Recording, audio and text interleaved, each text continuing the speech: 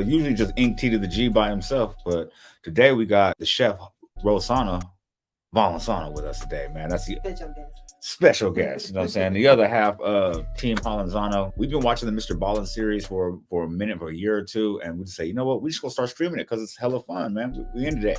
So without wasting time, get straight into it. Story of this one. This one says the most dramatic ending to any murder yet. Any murder mystery yet. So let's get with it. Actually, divine intervention is when a deity, so God or a god, becomes divine intervention is when a deity, so God or a god, becomes actively involved in human affairs here on Earth. Now, of course, we don't know if divine intervention is a real thing, but today's story certainly offers compelling evidence that it might be. But before we get into that story, if you're a fan of the strange, dark, and mysterious delivered in story format, then you come to the right place because that's all we do, and we upload once a week. So if that's of interest to you, please use all your life savings to build this beautiful luxury home right on the coastline to be used as an Airbnb. And then finally, after years of work, when it's all done, tell the like button that they can stay in the Airbnb for the first time, for the first guest, all for free. Go enjoy it. But don't tell them about all the human-hating, highly aggressive honey badgers you've hid under all the beds. Also, please subscribe to our channel and turn on all notifications so you don't miss any of our weekly uploads. I didn't understand any of that shit either. But he always, he always says some fun. Yeah, he always says some fucking crazy shit. Like that was a lot. He said, "Let the man get some honey badgers that hate humans." Okay, well, all right, we got you. Also, please subscribe to our channel and turn on all notifications so you don't miss any of our weekly uploads. Okay, let's get into today's story.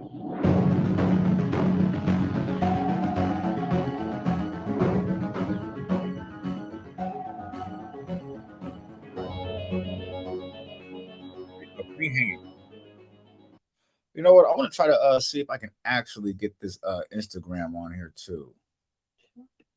Just real quick. I don't know why it always stay hating on me, but it do. They always do the what's it called? Drag photos. Create live video. Bam. Public. Nah, don't matter. Copy stream key. Now we just gotta check to see if they don't give us any fucking what's that shit called? Reverb. Because usually they do. All right, it says we rocking, right? Go live. Go live. We there. All right, let's get it. Late on the evening of November 15th, 1884, a 20-year-old man named John Lee helped his sister Elizabeth clear the dining room table in the English manor where they both worked. John was a butler at this manor, and his sister Elizabeth was a cook. And the manor itself had a name. It was called the Glen, and it was this gorgeous property right on the beach in the seaside community in England. Now, years ago, the Glen had been much more grand, and in fact, the King and Queen of England had at one point came to stay at the Glen. But recently, the Glen and the family who owned it had fallen on hard times. The staff was down to a skeleton crew of just John, his sister Elizabeth, and 2 elderly maids, which meant virtually all the physical labor at this property fell to John to take care of. So on this night, John was lugging a huge pile of heavy china in his arms to bring out to the kitchen. And as he was doing this, he was trying to talk to his sister, who was also kind of helping clear the table, about an upcoming dinner party they were going to host at the Glen for some very important lawyers and politicians. But as John tried to talk to Elizabeth, Elizabeth just wasn't really reacting. She was kind of staring off into space, and she was only carrying 1 or maybe 2 plates off the dining room table, while John is carrying like 50. And so John was becoming really annoyed with his sister. I mean, she's not really helping, and she's ignoring him. And so John was about to complain to his sister about her behavior when suddenly she turned around and she apologized to him and said, "You know what? I'm sorry I'm acting this way. I just don't feel very good, and I really think I should go lie down." Okay. Now, John was about to be really annoyed at this, but then he noticed his sister had her hands kind of reflexively over her stomach. And John knew his sister was pregnant. And so suddenly he felt like, okay, the reason she's acting this way must be because of her pregnancy. And so he did not press the issue. Now, you need to understand that Elizabeth did not tell John that she was pregnant, nor did she tell anybody else in the house, because the owners of the Glen were very traditional and very religious, and they almost certainly would not approve of Elizabeth's pregnancy because she wasn't married. At the time in England, it was not okay to have babies out of wedlock. It was viewed as like this totally taboo thing that you should never do. But despite Elizabeth's best efforts to conceal her pregnancy, John and the other two elderly maids very quickly realized what was going on, because every morning they would see Elizabeth vomiting because of morning sickness. And so when they approached her and said, hey, it looks like you're pregnant, what's going on here? Elizabeth refused to talk about it. She did not admit to being pregnant. She just kind of said, leave me alone. I mean, John didn't even know who the father was. Like, Elizabeth did not want to talk to anyone about her pregnancy. But despite all that, John and the other two maids really wanted to support Elizabeth and help her get through this pregnancy, without being found out and potentially fired because of it. So when Elizabeth said to John that she just wanted to go lie down because she was feeling sick, he didn't press the issue, and he just told her, you know what? I'm fine. I'll finish up. You go lay down. I hope you feel better. By 11 p.m., John was nearly done with all of his chores and he was getting ready for bed when one of the elderly maids came into the room and told John it was time for their nightly prayers. And without any hesitation, John put down the silverware that he was polishing and followed the maid into the living room where one of the owners of the Glen was waiting in her nightclothes. Okay. The owner was a 68-year-old woman named Emma Case, and at night, she really liked to lead a nightly prayer with her staff. It was something she really enjoyed doing. Now, John was not a very religious person, but he really cared about Emma. And so he agreed to do these nightly prayers really just to make her happy. Okay. And after all, Emma had basically saved him on multiple occasions. John had begun working for Emma 6 years earlier when he was just 14 years old. And John, he was kind of like a rough kid and a troublemaker, but Emma, she just had a soft spot for him. And at some point, when John admitted to Emma that he was really interested in traveling the world someday, Emma would help him get into the British Royal Navy. And for 2 years, John very happily served in the military and did. That's actually super player that she actually helped him to do that. Yeah, she took it. Most people try to take advantage of small kids when they're 14. It seemed like she was just being super chill. Yeah, but also like a wealthy person helping your life and shit. Yeah. Your whole life. Yeah. I mean, you are still a slave. You're serving. Yeah, but still no, like a wealthy person back then will never do oh, I'm gonna put you in the Navy or help you. Or yeah, that's a British Royal Guard. That's wild. Yeah, that's crazy. That's a lot. Yeah, that's luck. Oh yeah. Let's go. The British Royal Navy. And for 2 years, John very happily served in the military and did get to see the world. But at the 2-year mark, John came down with this terrible case of pneumonia, and it forced him to leave the military early. And so when John was medically discharged, he came back home and he had no idea what he was going to do. I mean, he anticipated staying in the Navy for some time, not just 2 years. But luckily, Emma stepped in again, and she gave this glowing recommendation of John to one of her very wealthy friends, basically saying, hey, you should hire John. And this wealthy friend of Emma's agreed and hired John. And John was so happy, so relieved. I mean, Emma has totally picked him up again.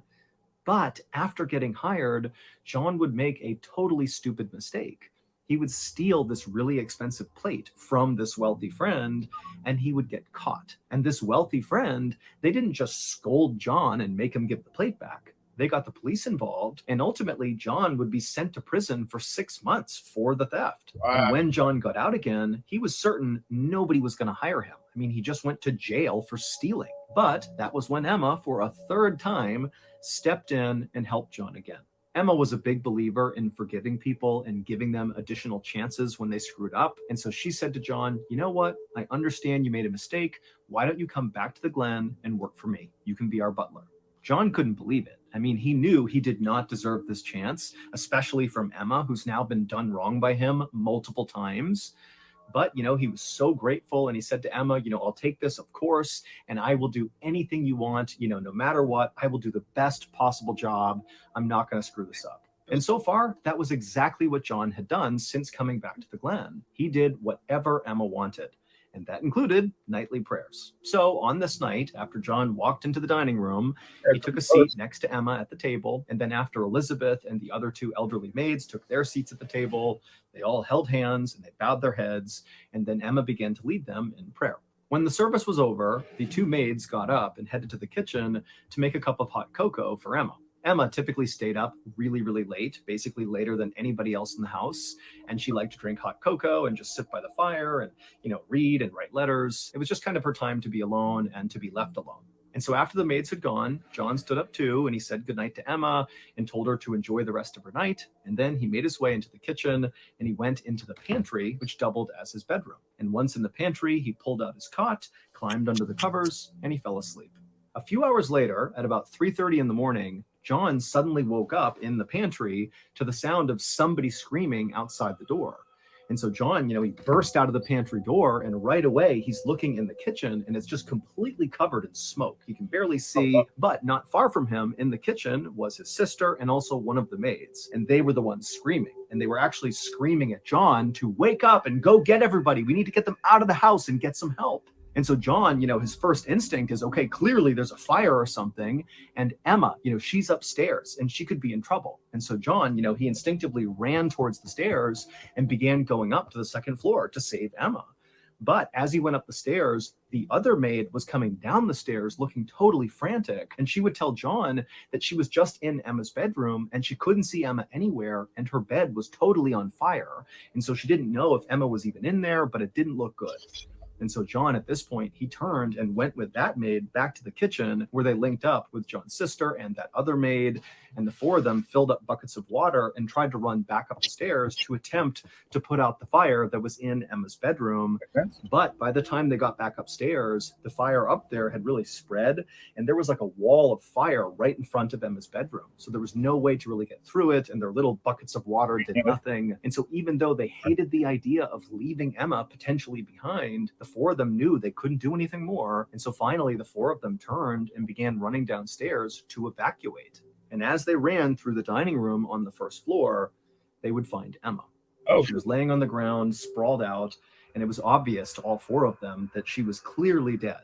However, it was also obvious that the fire had not killed her. She had clearly been hacked to death. She had all these horrible wounds on her head that looked like somebody had taken an axe basically to her head, and her neck was so deeply cut, it was almost like someone tried to remove her head.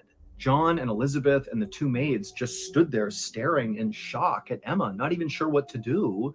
And then one of the maids just started screaming, and then all four of them just turned and ran out of the house.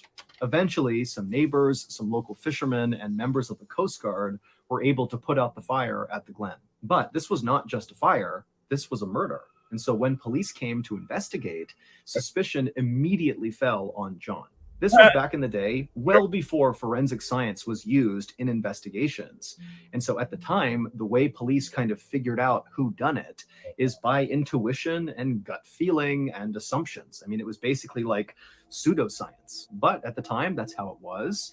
And quickly, the police determined that whoever had killed Emma and inflicted these horrible injuries on her, they had to be really strong. And so the assumption was, John is the only man in the house, and so very likely the strongest person in the house.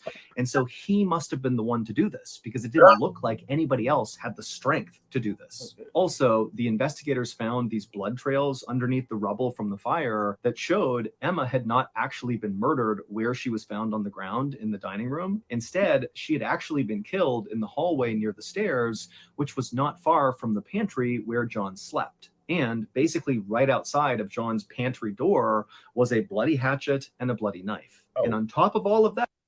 Hey, is it me or does it seem like it's like a setup, though? Like they're trying to just pin it on him, like so far. I mean, so far it seems like a setup, but... Because he's been A-okay. He just stole a plate. Like, he's not been violent. Like, I don't... like Emma, like... Not like spikes, but... have a good relationship with her. Like, it's not like she's like the usual wealthy owner, bother you up. She always there helping you. So, yeah, I don't see it. Like killer. Well, it's not. It's pretty much the only person who believes in you. Yeah, I don't see it. It's just crazy. But let's go. John's pantry door was a bloody hatchet and a bloody knife. And on top of all of that, Investigators also determined that the fire had been set intentionally, and the person who set it had used this particular type of oil that was very flammable, and they had doused it all over the house and ignited it. And it turned out the only place where this oil was located inside of the glen was inside of the pantry where John slept. So on the same day this whole fire breaks out and they find Emma dead, John was arrested for Emma's murder. I don't think so. Ads do that. Podcast when we launch here every week, which back in November that are so go big. Love you. Thank you so much. Right. To the podcast on Amazon earlier than with no on every the Miss Spotify the show. All right, that's good. The next day, John was in his jail cell, and a guard came down the hall and rapped on the bars and told John he had a visitor. His lawyer was here to talk to him, but John was confused because he didn't have a lawyer, so he had no idea who this was. But regardless, the guard opened up the cell and he led John down the hallway to this room. And when John walked in, he saw there was this man who was very well dressed and very handsome. He was sitting at this table, and clearly he was waiting for John. And John, at first he didn't really know who this guy was, but then it dawned on him that he knows who this guy is. And it made no sense that he was here to defend John. The man's name was Reginald Templar, and he was a very successful lawyer, highly respected in the area, and he also happened to be one of Emma's absolute closest friends. So Reginald Templar, Emma's close friend, the woman who's been murdered, is here to defend the person who's accused of killing Emma. It just didn't make any sense. But eventually, Reginald gestured for John to come in the room and sit down.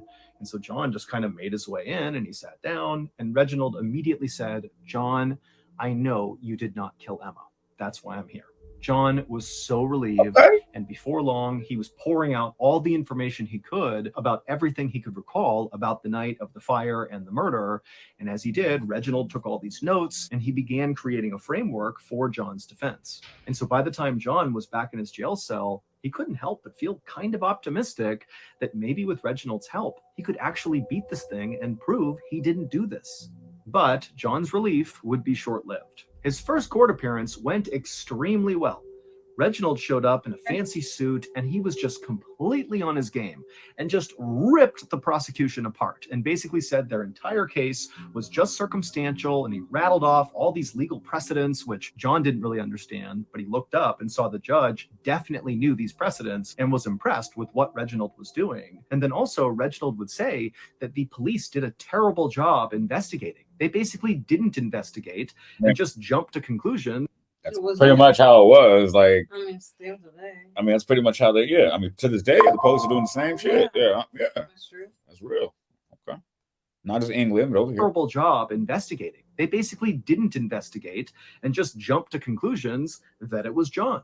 And so as Reginald is basically destroying the prosecution, Reginald looked over at the prosecutor, and he could tell the prosecutor looked really nervous. And so John was really starting to feel confident that Reginald was exactly what he needed. But on the day of the second court appearance, Reginald just didn't show up with no explanation. He didn't contact anybody. And so John just sat there waiting to see what was going to happen. The judge delayed for as long as he could. But eventually, when, Reginald still didn't show up, the judge looked to John and said, "I'm sorry, but you're going to have to defend yourself," which, of course, John did not know how to do. He barely had even gone to school, let alone studied law. And from there, things only got worse for John. Reginald continued to miss court dates with no explanation. And then on other times, he would show up to court, but instead of being this fantastic, very sharp lawyer, he kind of acted like a maniac. He would start all these unnecessary fights with the judge over totally irrelevant matters, like how to pronounce a particular word. And then when he had... That's crazy. Why are they throwing my man under the bus? Why they do him so greedy? He's when he did show up. Yeah, he said when he did show up, he was on some like, "Hey man, look, that's not how you say peanut butter. It's peanut butter." Like, I don't know how they say it over there. Like, you know what I'm saying? This is crazy though. He said, "This is weird." You're supposed to defend yourself, man. Why you did that? Like, what's the point? I don't know. Maybe because that was what he wanted to happen. Like, if you have to defend yourself. I don't know. We'll figure it out eventually, but I don't know. But yeah. We don't know yet who killed him. No. It seems like the police don't know either. But let's get over totally irrelevant matters like how to pronounce a particular word. And then when he had witnesses on the stand, his line of questioning didn't make any sense. He would ask things like, well, what did you have for breakfast today? And what's your favorite color? And then finally, Reginald just withdrew altogether from the case, leaving John with no lawyer at all, which admittedly might have actually been an improvement for John. Yeah. After Reginald withdrew, another lawyer found out about it and took pity on John and volunteered to take on the case. But it was on very short notice, and this other lawyer had good intentions, but was not nearly as skilled as Reginald was when he was kind of on his game on that first day. And so really quickly, this lawyer kind of fumbled the case. And then when it went to the jury to decide whether or not John was guilty, it took them less than an hour to come back and say, oh yeah, he's guilty. He killed Emma. And so John was sentenced to death by hanging. For the next 3 months, John sat in his jail cell waiting for his execution. And as he waited, he continually insisted that he really was innocent and that ultimately God would protect him. Finally, February 23rd, 1885 rolled around. This was the day of John's execution, except something very weird happened on this day. When John was led from the jail to the gallows where he was going to be executed. What do you think happened? Somebody just jumped in and was like, I'm the one that did it. I killed Emma. No. Oh. You think John it's over for John? I don't think it's over for John, but something happened for sure. Well, was somebody gonna come say, I see? No. I don't know. I'm just saying the picture right there where it says sketch of John's hanging doesn't really help. Doesn't really help. In time. I don't know. They're still hanging. They said they're still hanging. Hey. He probably still hanging, if you ask me. Shit. This day.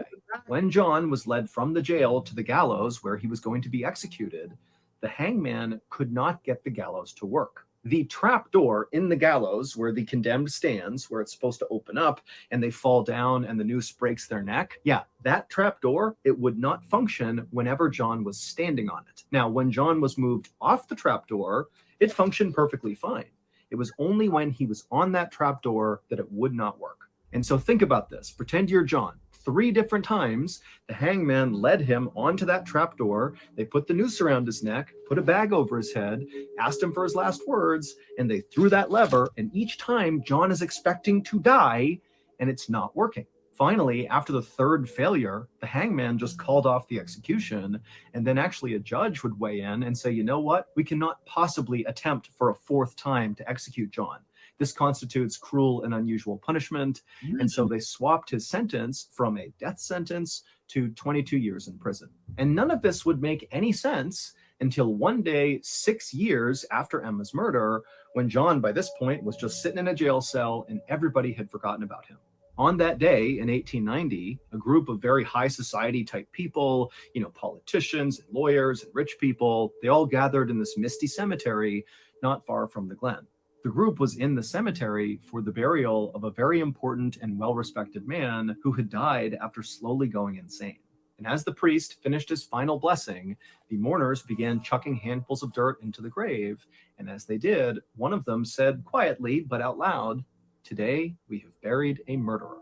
Here's what many people believe really happened on the night of November 15th, 1884, when Emma was killed. At the time of Emma's murder, Elizabeth's pregnancy was very scandalous, but not just for Elizabeth.